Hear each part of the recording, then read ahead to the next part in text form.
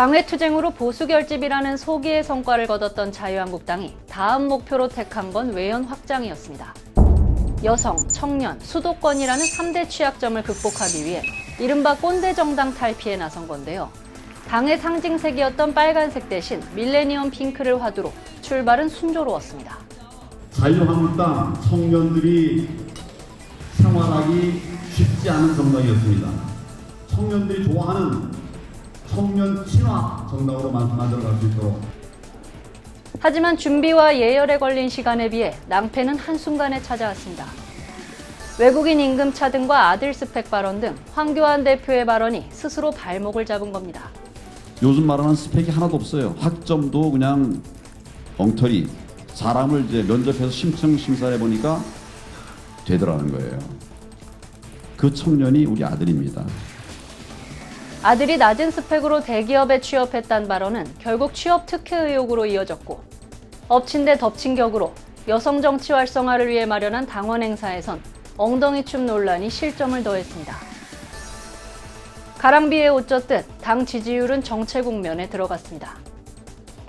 황 대표는 최근 발표된 차기 대선 주자 선호도 여론조사에서도 6개월 만에 이낙연 국무총리에게 1위를 내주게 됐습니다. 당내에선 내년 총선을 앞두고 불안감과 위기감이 커졌습니다. 관리형 체제에서 벗어나 보다 적극적이고 구체적인 총선 승리 전략이 필요하다는 목소리가 당 안팎에서 제기되고 있습니다. 이미 취임 100일을 맞은 지난달부터 황 대표를 향한 직접적인 쓴소리가 흘러나오기도 했습니다. 확실한 중심을 잡아주셔야 된다. 그런데 이렇게 사과를 너무 많이 하고 안 해도 될 태블릿 PC까지 사과하는 모습을 보고 이거는 정말 이런 우파들의 우려의 목소리들이 많아서. 전략 수정에 나선 황 대표는 대외 행보를 줄이고 다양한 보수 진영 인사들과 비공개 만남을 가지며 내부 접촉면을 넓히기 시작했습니다. 황 대표는 이명박 정부의 신각수 전 외교통상부 차관과 당내 대표 원로인 박관용 전 국회의장 등을 면담하며 당 진로 모색에 나섰습니다. 우리 사회의 원로분들 말씀을 듣고 지금 나라의 위기를 극복할 수 있는 지혜들을 제가 경청하고 있습니다. 여러 분들의 이야기를 듣겠습니다. 동시에 내부 결속을 위한 보수 통합 행보에도 시동을 걸었습니다. 지난달 6일에는 김병준 전 비대위원장을 면담했고, 친박계 서청원, 비박계 김무성 의원, 그리고 김문수 전 경기지사 등을 차례로 대면했습니다. 이 같은 행보의 기저에는 당내 엇박자를 최소화해 내실을 기하고 흔들리는 리더십을 강화하려는 의도가 깔려 있다는 분석입니다. 현 지도체제에 대한 당내 불만이나 홍문종 의원 탈당을 기화로 불거진 보수 분열 우려를 해소하겠다는 겁니다.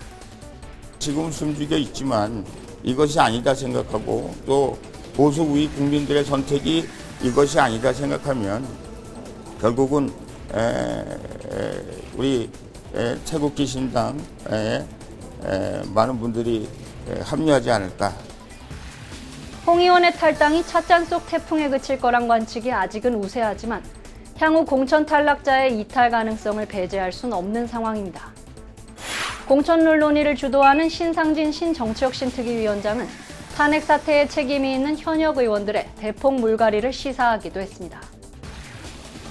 결국 황 대표가 당내 장악력을 높이고 총선 승리를 견인하기 위해선 당 쇄신과 보수 통합에 두 마리 토끼 잡기에 성공해야 한다는 게 중론입니다. 내년 총선까지 앞으로 약 10달, 길지 않은 시간이지만 새로운 변수와 변화가 생기기엔 충분한 시간입니다. 한국당으로선 지방선거 참패 이후 내년 총선 성적표에 당의 사활이 걸렸다고 해도 과언이 아닙니다. 통합 행보에 나선 황 대표가 패착을 줄이고 총선 승리의 발판을 마련할 묘수를 찾게 될지 지켜봐야 할 것 같습니다. 지금까지 여의도 풍향기였습니다.